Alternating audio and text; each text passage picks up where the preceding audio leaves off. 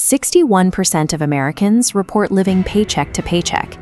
Typically, we look at that number as a standard cost of living crisis, the result of stagnant wages and rising prices for basic necessities. But that struggle isn't confined to the lower end of the income scale. Data from 2023 shows that 36% of people earning over $100,000 a year are also living paycheck to paycheck, unable to cover even a single month of lost income. While student loans and high housing costs in major cities account for a large portion of that burn rate, they don't explain the whole picture. Many high earners fall into a trap of visibility. They reach a certain income level, let the people around them see it, and then find themselves socially obligated to maintain that new baseline. Mentioning a savings milestone to a friend or family member changes the internal math of that relationship. It moves an invisible line in their head, and yours, about who handles the check at dinner or what kind of lifestyle is now normal for you to lead. A single sentence at a dinner table can derail decades of compounding. The most persistent threat to your savings is the set of socially enforced mechanics triggered the moment your wealth becomes visible. Consider Derek, a disciplined engineer who builds a six-figure investment portfolio through years of boring consistency. At a birthday dinner, after a few drinks, he casually mentions he just crossed the $100,000 mark. That one sentence shifts his social frame. Suddenly, the friend group gravitates towards slightly nicer restaurants. When a relative needs a car repair, they call the money guy first. Pushing back against these new expectations feels wrong because Derek has publicly established that he has the capital to cover them. This is a mechanical ratchet. It only moves in one direction. In personal finance, every visible upgrade is a click forward. The nicer apartment, the luxury watch, the expensive vacation post. You can escalate your lifestyle easily, but you cannot de-escalate with friction, social explanation, or a loss of status. Every upgrade functions as an informal social contract. Once people watch you set a new floor for your spending, they become the ones who enforce it.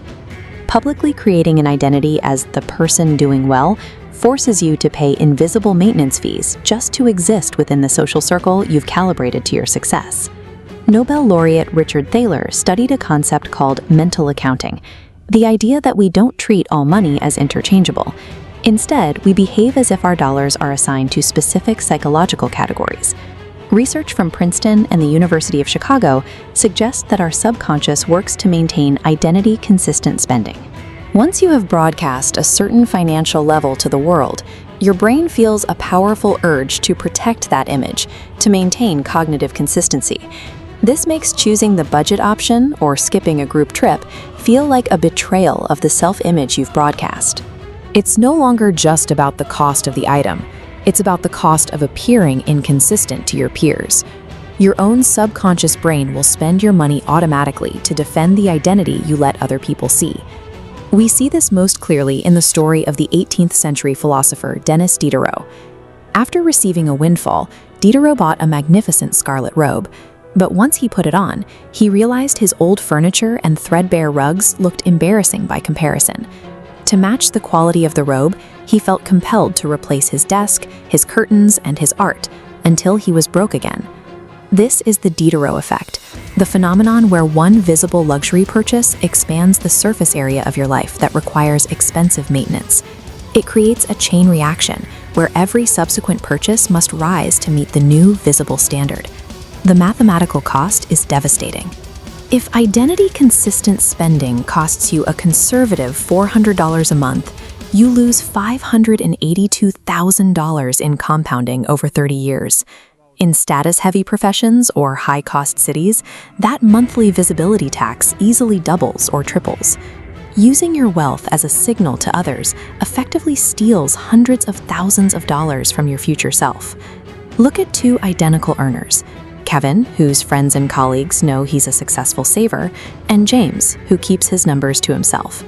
By age 50, James has $300,000 more than Kevin. While they shared the same salary and investment strategy, James avoided the social maintenance fees Kevin paid to preserve his public reputation. That $300,000 difference is optionality.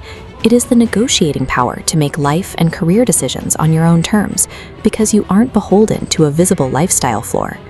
When a high-risk, high-reward startup opportunity appears, Kevin is trapped by the expectations of those around him. He cannot afford the perceived drop in status. James, whose submarine never surfaced, can say yes immediately. Wealth is most powerful when it operates like a submarine, invisible, silent, and deep. It creates freedom specifically because it doesn't have to be explained or justified to anyone on the surface. Start by auditing your financial visibility. Look at your posts and your recent conversations. If people have a clear idea of your net worth, stop adding data points. Let your financial image begin to fade. Second, decouple your milestones from your social identity. Crossing a major savings goal is a massive achievement, but its value is not diminished because you chose to celebrate it in private. Your goal is to build an invisible floor, a reserve of capital that only you know about. This allows you to absorb any social pressure or seize any sudden opportunity without needing to negotiate with anyone else's expectations. The ultimate luxury is not buying around for the table to prove you've made it. It's being the only person in the room who knows the true depth of your resources and choosing to remain quiet, deep, and fully free.